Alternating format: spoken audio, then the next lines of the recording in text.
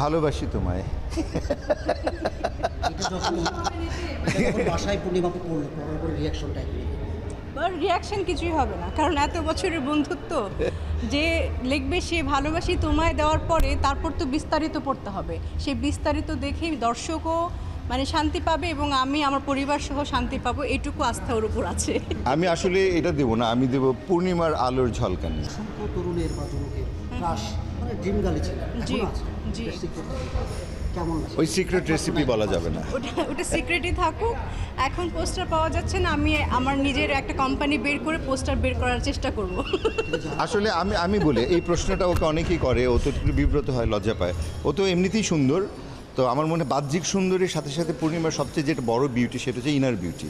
ওর ভিতরে মনটা খুব সুন্দর, পরিষ্কার পরিচ্ছন্ন, এবং সেইটারই রিফ্লেকশন হয় ওর চেহারাতে।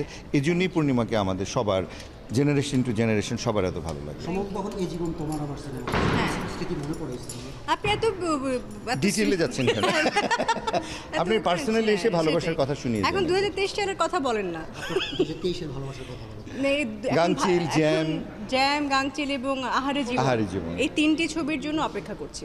মনোনয়ন পেলে এক ধরনের ব্যস্ততা, না পেলেও এক ধরনের ব্যস্ততা, বাট এতে কিছুই আসা যায় না। পেলে আমরা সুযোগ পাবো না কাছে আসার, আপনিও পাবেন না। পেলে সবাই এসে আমার জন্য প্রচারণা করবে, না পেলে আমরা সবাই মিলে একসাথে প্রচারণা করব। আমি যখন শেষ কাজ করেছি মান্না ভাই পর্যন্ত, তখন মান্না ভাই সুপারস্টার, তখন শাকিব খান সুপারস্টার হয়নি। তো যখন আমি ছড়ে এসেছি তারপরে হয়েছে, এই কারণে না আমার ওর নামটা আসেনি। মানে আমি যখন নিজে চলমান ছিলাম, আমি যখন কাজে ছিলাম, তখন আমি সুপারস্টার ছিলাম, মান্না ভাই সুপারস্টার ছিল, আমাদের ছবি হিট ছিল, তখন শাকিব খানের ছবি হিট হয়নি। যখন আমি আস্তে আস্তে সরে আসলাম, তারপর থেকে ও হিট হওয়া শুরু করলো। আগামী 3 ছবিতে পূর্ণিমা আবারও প্রমাণ করে দেবে পূর্ণিমা সুপারস্টার। হ্যাঁ, বাস ঠিক আছে। আমি কেন পলিটিক্সের শিকার হয়েছে এবং কারা আমাকে এই পলিটিক্সের মধ্যে ফেলেছে তাদের সবার নাম আমি বলবো। অপেক্ষায় থাকুন, অপেক্ষায় থাকুন।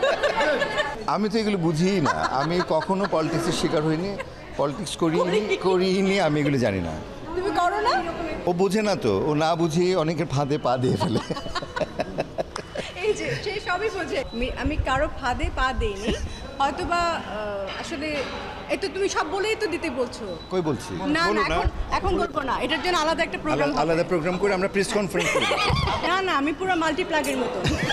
ও খুব খুশি হয়, আপনারা এত প্রশ্ন করেও তো কিছু বের করতে পারলেন না, এবার বুঝেন যে মাল্টি ট্যালেন্টেড। রাগ করে তো বলে দেওয়ার কথা, তাই না? কিছুই বলেনি। ও মেইন বললো, আমি ওর উপদেষ্টা। এটাই ভাইরাল, ও মেইন।